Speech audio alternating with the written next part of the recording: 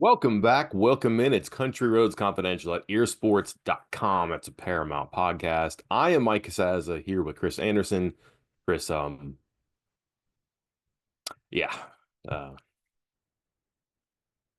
Now we wait. I guess that's the best way to put this here. West Virginia just blown out on the road against Texas Tech. And this is the worst case scenario for Neal Brown. Reasons I don't have to explain, but if you did believe that there wasn't a decision made or that they hadn't announced it or anything like that, it's really hard to believe that he did himself any favors today. In fact, it's impossible to believe. You'd be lying to yourself, or they'd be lying to you if they tried to tell you that. Team did not compete in the first half, offensively, defensively. Maybe we'll get something about how the special teams played well. I don't know, watch a kickoff return at the end of the first half. That didn't seem like it's true either. Just if it could have gone wrong, it really went wrong. And then just an absolute disaster at the end of the first half. Could have been avoided. It wasn't avoided. I said this 2 years ago. Sometimes I regret it, but when you make the hard part easy, that's sometimes the greatest sin. It's really impossible to look at this right now and say that this is in a good, tenable, renewable situation right now. And so we wait. I'm glad you brought up 2 years ago because that was the last time we were in this situation with West Virginia trying to make a decision about the future of Neal Brown, fans upset, ending a mediocre season. And part of the reasoning, not all of it, but part of the reasoning was West Virginia fought to the end. The players fought till the end. They were competitive at the end. They won two of their last three, beating Oklahoma and Oklahoma State, the latter on the road. And Ren Baker said, he got the feel of that locker room. He was in there. He saw, heard, witnessed it all, experienced it all. That these players believed in Neal Brown. They believed in the program. They all of that stuff, all of it. 45 to okay, let's be honest here with everybody. We are recording this before the game's over because it was that bad. We joked about doing it at halftime when it was 35-3. We waited, but regardless of what the final score is, 45-15 right now. This is not any of that. This is not a team that fought till the end. This is not a team that looked like it believes. This is not a coaching staff that looks like it still has the attention and the effort from its players. That's the biggest, most drastic difference, I think, from 2 years ago. It's the calling card for Brown, a calling card for Brown, that might be the calling card for Brown, is I say this a bunch, and I'll say it now because it remains true. His teams play hard. They don't get blown out. Sometimes they are in games they shouldn't be in. Sometimes they get back into games they shouldn't be. And there have been rare exceptions. Um, last year, Oklahoma, first year, Missouri. You can find a couple. Their last trip to Texas Tech is another one. Frequently though, his teams play hard to get in there, and I can tell you that like there were conversations after the UCF game from like the UCF side saying, "Boy, to be in this situation to play the way you all did tonight, a lot better than we look at UCF. You guys play hard."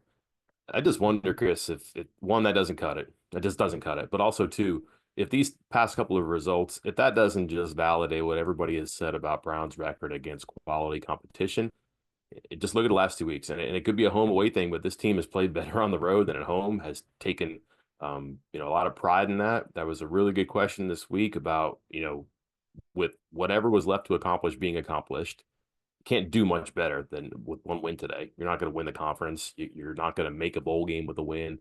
Senior day is over. What are you getting? What hallmarks are you getting? 6 wins, whatever. How do you get this team with nobody on campus? It's Thanksgiving week. It's the longest road trip they'll make. It's a hard place to play. They are walking into a wood chipper because their defense is terrible against an offense that will shred you. How do you get your team prepared? And Brown just, his company line, like, we'll be fine. We're better on the road. We've accepted the challenges. We'll do it again. And they got shredded.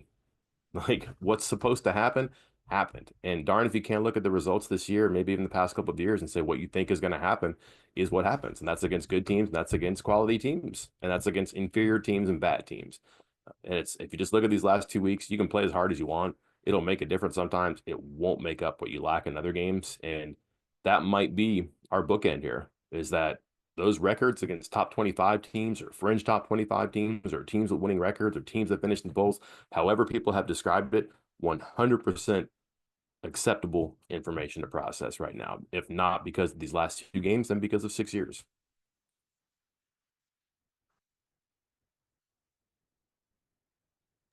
I've muted myself. I apologize. I'm looking something up as you were talking. That's why I muted myself so to cut out the clicky clack as I was typing things in. Raj Brooks, 223 yards from scrimmage and 3 touchdowns. On the same day, by the way, that West Virginia has given up 360 yards passing, which 359 yards passing, which is the most it's given up all season. Those 223 yards from scrimmage, yeah, that's it's kind of difficult to do to give up a season high in rushing allowed and passing allowed. It's impressive. 223 yards from scrimmage and 3 touchdowns in a game. Would you like to guess how many times in history that's happened with West Virginia? 4. Count it today. Wow. Are you serious? One, two, three, four, four. Once Two of P. them. Two. P. Ryan back in 2014. Okay. One is actually one might have been while you were in school. I think Pitt. That's not Yeah. that's not a good question. Kevin Barlow just shredded him on Yep. Thanksgiving one game. Kevin Barlow, Thanksgiving 2000. And Okay. one is very recent because two of the four have happened under Brown and within the last 13 months. One being today. I'm trying to think of the guy in Oklahoma last year who went wild. Nope. No, Oklahoma State, Ollie maybe Gordon. maybe Ollie Gordon. I was gonna say Ollie Gordon was Yeah. my next guess. Okay, good one. Sheesh. So 4 times. And here's a better stat for you, Mike. Do you know how many times we've sat here in a post game pod this season and I've said, Mike, do you know how many times this negative thing has happened to West Virginia in the last 133 years that just happened today? Yeah, far too often. I So don't, I don't, I don't know what happened today, but like, can we just go to the and there's another touchdown that'll be 52-15. I don't think Brown has given up 52 outside of Oklahoma, right? So that's great. Um, let's go to the end of the first half because that may be what did it. I mean, if this is it for Neal Brown, it may very well be the final about 2:45 to 3.5 minutes there. They gave up 29 in the second quarter. They're one of the best second quarter offenses in the country, especially away from the road. West Virginia, they have 120 points. They get 0 today, and an absolute collapse at the end of the first half, and preventable stuff too. And I'm not just saying don't throw the ball to the other team, don't get strip sacked. You don't have to be aggressive and don't run it. Like 28-3 or 20-3, those are better situations. And I understand West Virginia knows about its defense and is scared to death of its defense right now. I don't know how you could argue that.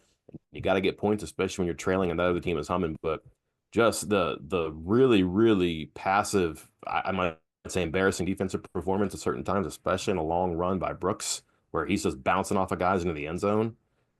The getting caught on the 2-point conversion play, the turnovers, bobbling the kickoff, the really bizarre timeout with 13 seconds left in the first half, so they can sub into a package that is their strength. Uh, Malpractice is a strong word. It might be accurate though, but I feel like it was getting away, and those walls are closing in, Chris. But people say this a lot to me. Hey, what does it look like? Is this what it looks like? That's what it looks like. When a coach is losing it, that sequence right there is what it looks like. That was an absolute worst case scenario, and they looked overwhelmed. They looked like they were not the prepared team to um, enter that situation. Never mind emerge from the situation. They did not adjust in it. They didn't. They didn't. I mean, they could have called a timeout in the 2-point play if they wanted to. They needed it. They didn't have to call a timeout. And again, like the timeout's a weird thing. And what does it matter? They're going to lose by 35 points or whatever. Like Texas Tech has a hard time running traditionally near the goal line, and West Virginia was pretty good against that in the first half. Right in the early going, they stopped Brooks a couple times, but when you move the quarterback out and you put a big 260-pound tight end back in there and you do direct snaps to the running back, it's easier. Conyers was not on the field when they hurried to that first down snap. First and goal at the 3 or 13 seconds. Conyers was not on the field. Tharp was. They don't use Tharp that way. You call timeout and you let them get into their personnel. You do not do what the other team wants you to do. And they continue to do that like throughout this time. It's a weird thing. It's an axiom or whatever, but I mean, they might screw up and not get the snap off there. They might do something where they get Conyers on the field on second down or whatever. Make them do it. And you didn't. And then the second half is absolutely academic. It doesn't matter who plays, who cares at that point. It's done. The team didn't want to play. It looked like after that. Kudos to them for getting a touchdown, I think, in the second half. And but that in a nutshell, you could really refine it to those last couple minutes in the second quarter. Yeah, one more thing before I ask you a couple questions. My biggest issue with today's performance, and again, this is almost strictly first half. Second half, as you noted, who cares? Like the game's over and it's going to get weird and it doesn't matter. But it's the way West Virginia was dominated today, like on offense and defense. They were terrible in totally different ways. The defense looked terrible as far as their effort, their tackling. Um, I think far too often, I think that's an easy out for fans to be like, look, oh, they're not even trying. Well, most times they are trying, even when you think that they're not trying. And but today there were instances, one in particular I pointed out that's going to come up in my stock report that's going up when the game's over. There was a pass to the sideline. The Texas Tech receiver caught it, and one defender, I can't remember who it was, held him up like you're supposed to. You tackle him, you hold him up so your teammates can come over, try to knock the ball out, try to rip the ball away. Except the other three defenders that were there kind of just stood there and they didn't try to help tackle him. They didn't try to rip the ball out. They didn't try to push him out of bounds. And the receiver kept turning his legs, got 4 extra yards, first down. That's effort. That's effort and mental and physical effort.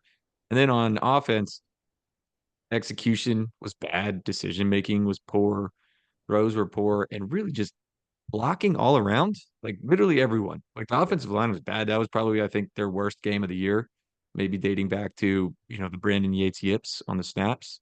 Um, but it wasn't just them. Like Cole Taylor out on the edge struggled all day.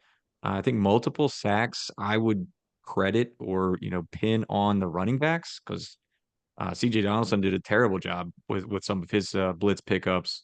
And even the receivers on the edge, I didn't think they did a very good job of blocking on some of these runs. It was just, and again, a lot of that blocking, especially out on the edge, that comes down to effort and want and desire, and it's just not happening. And that's what's most concerning to me. Yeah. We can go over just a ton of the bad here, but let me again to encapsulate here because the first half is really all that matters. Texas Tech was 125 in scoring defense. There's 134 teams, 132 in pass defense, 125 in total defense, and they're not good because they're not disruptive. They do force turnovers. They're at 20 now with 97 points off turnovers. That's pretty good. But when they're not causing chaos, they're bad, and they don't cause chaos because they're 118 in sacks and 88 in TFLs. Chris, at halftime, West Virginia had 3 points, 98 passing yards, 125 total yards, 4 sacks, 6 TFLs. Um, that's not what Texas Tech does. That's not what they've done all season. A little bit better in the second half. No sacks, 1 TFL as we're talking. Didn't matter. The damage is done in the first half. Just when they're good, they cause turnovers. And West Virginia, listen, the one turnover by Baskerville, the interception's an incredible play. The sack, I just don't know why the ball is in danger there. You give him 15 points there. I think that was the 2 point conversion play, was the second to last touchdown there. You give him 15 points on short fields and the turnovers. Um, that was just a key coming in. You're going to have a lot of possession in this game. You can't give them extra ones. But because West Virginia is just frightened of its defense, it did not want to go down to the half um, by a larger margin that it might have some say over. And it just, when its say was to make matters worse. And that's just a sign of a bad team that just cannot solve its problems. And here we are. It's bad. I don't know when things will happen. I think we know probably what happens now. If not, come back for that podcast because that'll be wild. I'm thinking I might have to open that one up to calls, Chris. But this is bad, man. This is bad. Like there's no way around that. This is not what Brown envisioned or wanted or needed. But this is a punctuation mark in the season, and a lot of things will happen here fast, I think. Third time this season, West Virginia's given up at least 45 points. Eighth time in the last 3 years that they've given up at least 45 points. For as much, you know, grief that some of those, especially some of those early Dana teams got for not playing defense, they never allowed 45 plus points 3 times in a season, I think, except 2012.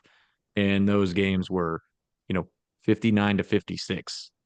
48-45. They were close games. These losses by West Virginia are not close. When they're giving up these points, it's blowouts. So just not a good look. Mike, let me ask you a question. Somebody, I was thinking it as it was happening in the games, the basketball games this week, and somebody posted it on the board, and then we got to talking too because I hopped in. I thought it was a great question. Does the fact that Darren DeVries so quickly, apparently early on, has turned everything up? I mean, literally coming back with one scholarship player from before with a completely lost season, chaos in the coaching stuff, NIL, whatever, revolt, if you will. And it seems like he just said, nope, we're starting from scratch all over, new guys, and everything seems better than it was for hoops. Do you think that changes Ren Baker's thought process about this? Because we've talked about it, like it's difficult to change on the fly, and you're worried that you fire your coach, you got to start from scratch. But if you see Darren DeVries start from scratch and find success so quickly, does that change his opinion on anything? They're different jobs.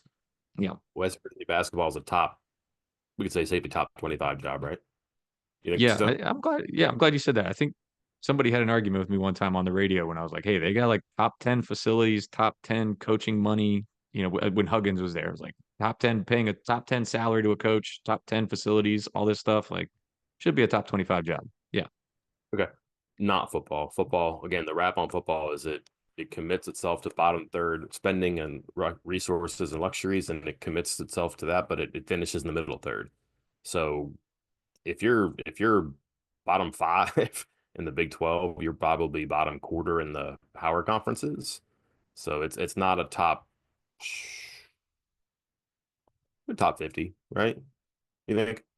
I think it's probably fair. And it's harder to turn around because you need 10 coaches, you need to nail two coordinators and probably two like ace position coaches. You got to get the head coach right. You're going to have to do NIL times what, two or three for the amount of like players in your roster. It's a harder turnaround. I would hope it doesn't do that. Also, do we remember year zero, Chris? Let's be careful. Like this problem is not solved. I understand that like they're 2-1 and all that stuff, and it was a great. I get that. I get that. But like let's calm down a little bit. They get boat raced by Pitt on a home road game, right? Like that wasn't a neutral site game where one's home and one's road.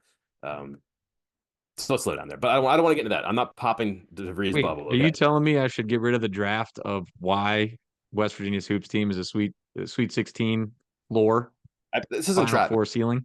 This Eh? is entrapment. Let's be careful because I think that they're easy comparisons to make. I think that they're not the right comparisons to make. I think it can give you and it should give you hope that West Virginia is a place that will come back around to your team. And I think it's going to be powerful. Like, look at how excited the team was, this fan base was before the start of the season. It will come back around if you do it right. And, I think that it's what's the invitation like for anything this program does this summer if there aren't wholesale changes? I don't know. Like you're it's not an invitation, it'd be like a mandate. You'd be paying people to do these things. I just don't know that it's good. Basketball, what it should show you, Chris, is that it's possible, it can happen fast. It happens in college football. You got to get it right. It's going to take the right person, a clever mix of resources and ingenuity and all that. But I think it should make you realize that whoever is checked out now, they will come back around because the enthusiasm for basketball is higher than it was, I don't know, Chris, 3 years. Yeah. I mean, that's big. Like I think the last time that people felt like this was probably the win. Is it too easy to say win against Ohio State? Yeah, I mean, this is way up there. The way people were reacting on the boards, the way people were talking was way up there. And listeners, I want you to take note of this, that I tried to give you hope. I tried to bring hope to you right here, and Mike squashed it. He squashed it. Mike. I think there's a point to be made that people will come back around and you can do it. There's another pick in the red zone. That'll Well, end a that'll end a 23 possession streak of red zone scores against Texas Tech. They cannot get stops in the red zone. West Virginia gets down there twice and turns it over once and scores once. Bad day. Um, it's a good question. It's a fair one. But again, the fact that you can have that conversation, that's probably the point. Like, hey, like, why can't this happen? Maybe not the same, maybe not a sudden, but it can happen. And if you just keep going this way, Chris, you're not going to have anybody come back around. That's the point. all right. So, how short do we want to make this podcast in case we're back podcasting 3 hours from now? The plane ride's too long. Like it'd be really awkward to fire Brown right now and say, you know, some people in Lubbock, can you chill? We'll send Got a place to crash? Got a couch somewhere? we'll send the G6 for you. They don't have a G6, so that ain't happening, right? Like they're gonna have to have him come home and all that. There needs to be white smoke, black smoke pretty quickly. You can't have him there Wednesday doing a news conference unless they're gonna. Chris, have you seen any type of media plan for the news conference Wednesday for signing day? No, That's the one they usually do. They usually don't do one in February. correct. There's been nothing to that end yet, which could be just they haven't gotten that far yet, but that's pretty indicative of the situation, I think. I think you'll know. You might know tonight with this being a noon game. They'll be back on campus. It's 2:30 there right now. They'll be back on campus by 6:30. You could be in the Pushkar Center signing a pink slip by 8, if you wanted to. I do think that Baker and Brown talk, and then Brown has to make a case for himself, and Baker might be like, that sounds great, but sorry, man, I just watched what happened for, 4 quarters for one season, for 2 seasons. That's going to be hard to do. Or he might say, I need some time to think about this. You made some good points. I don't know, but like this is a slow motion car crash, Chris, and like there's going to be rubble and there's going to be damage there, and you just got to get inside and look at it. But you know that there's going to be damage and there's going to be rubble. That doesn't change that at all right now. So it's Yeah. a bad spot And today. that, It's the worst thing that could have happened to Brown today. yeah, and again, we've talked about the schedule, and I've noted at some of the days, transfer portal opening up, signing day for high school recruits and junior college recruits. Um, you're going to want to have transfers that you want to add to your program on campus to make official visits. You're going to want to try to convince the players in your program to stick around before that transfer portal opens. You can't do any of this with all of this lingering over the program right now. So, to your point about the white and the black smoke, yeah, it has to happen. Like within 24 hours, 48 hours at the latest. I mean, there's a dead period that starts on Monday, so you can't have any contact with players in person. You can still call them, talk to them, but West Virginia can't sit and wait and try to make a decision later. That's just it has to be 24 hours or 48 at the very most. Can I put you on the spot? So Can you make an argument to bring Brown back? I could have made one this morning. Not a good one, but I could have made the argument. I'd have a hard time doing that right now. it's going to be difficult. I again the reasons no, because I'm trying to think of a way to say yes, but the big concern is if you make a coaching change, it's going to cost you more money. You end up in the same exact spot you were. No. But you can't. What do the kids say? Scared money don't make money. Mhm. So like you can't be afraid to make a move because you think the move might be bad down the road. Like you can't be afraid to make it. And so um, I don't know, Mike.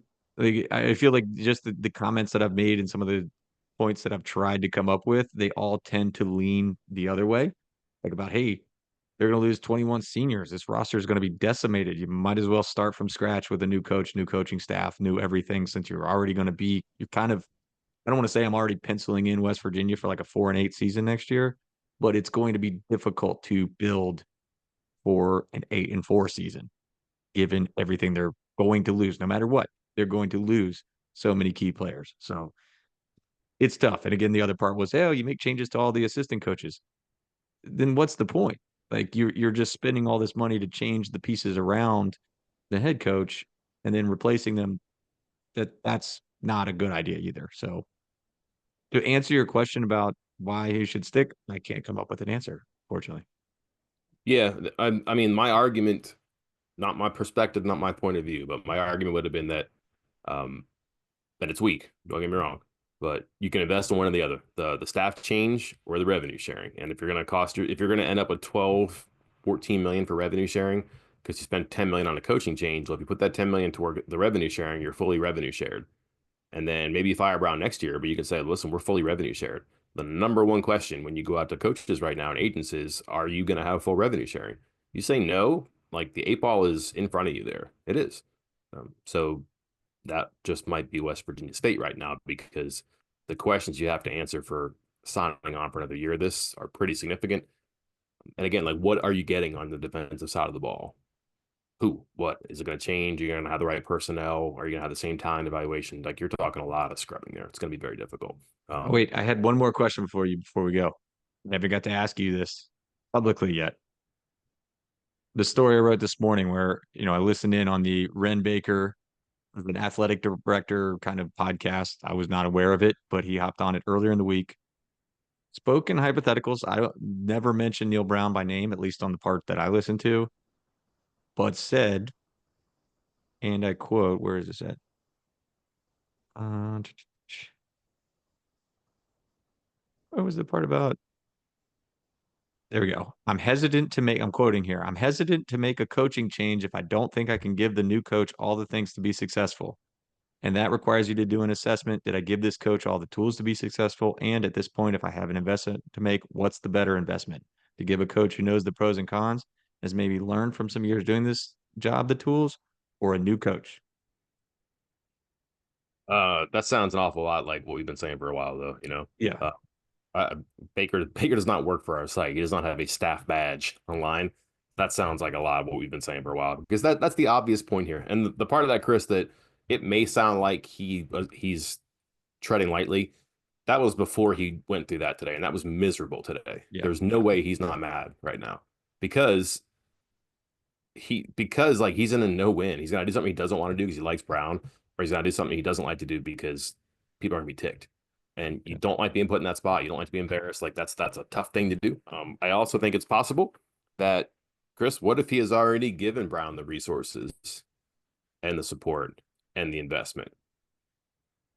Maybe you're Because wasn't hesitant. that 2 years ago? Was the hey, we got to get rid of Shane Lyons because he's holding back NIL, and so now they're putting forth their best effort to unleash NIL, let it roam free, if you will. So he So could be talking about like what I mean, man, this guy knows the landscape. What if I gave him the fully funded revenue sharing? It could be that, but he could also be saying like, what if I've already done that? yeah, Like I'm that was hesitant, but his I've already thought done it. process last time around.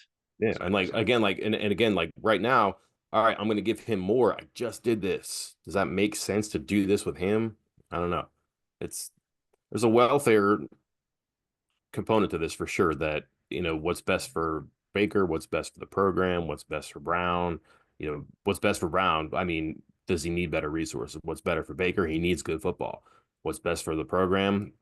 Fully funded or a winning coach? Like that's it's not quite spin the bottle, Chris. It's not fun. Like you got to figure out what you want to do and who you want to be here. I see you've already picked up your phone twice. Does that mean we Yeah, need this is from someone that to? you and I both know. I would say it was the best example of functional quit from coaches and players I've seen in a long time. Oh, okay. I didn't That know is we from were getting a abroad. live read. We're getting a live read on the podcast. All right. That is from abroad. So like that's people who are watching this game and are going yuck. And they're just it's bad, man. Like I mean, it just feels like the band-aid might have to come off here and you get a fresh start. I don't it's very hard to talk yourself into more of what you've seen, not just for 4 quarters here, but maybe for 3 seasons, perhaps for 6 seasons, however you want to couch it. Very hard after a performance like that to be okay with that and to be okay with more of that. Two different things. Either one is not promising though. Well, we will be preparing for two different things for our Sunday. Our usual Sunday fare, rankings, report cards, et cetera, or the other. Listen, I'm not doing 3 things. I'm just not doing it because I mean it'll be up by 9:30 and then something crazy could happen and it looks stupid. And I'm not gonna do 3 things on the Bahamas because we can talk it deserves more than just like filler what happened Yeah. there. Um, it's not a good idea. Snap counts, sure, we can talk more about the game. That active on the board. If you don't agree with something, if you thought the end of the first half was brilliant, or you don't understand why I was just like really curious and I'm Chris, frankly, disappointed because that hadn't happened. Like we got on here a bunch before and would just be like, can't believe they boxed you in the first half. Can't believe timeouts. But like, I mean, a timeout on play clock today, an illegal shift and a punt, catching a ball out of bounds. What has happened to pass protection? Like this is just that was a bad performance at a bad time, and things that they're not bad at that they were before. Improvements, regression. Awful timing, awful performance. Well, all right. Let's wrap it up with that then, Mike. Until next time, who knows? Maybe soon, maybe not. I'm Mike Casaza. And I'm Chris Anderson. Talk to you soon.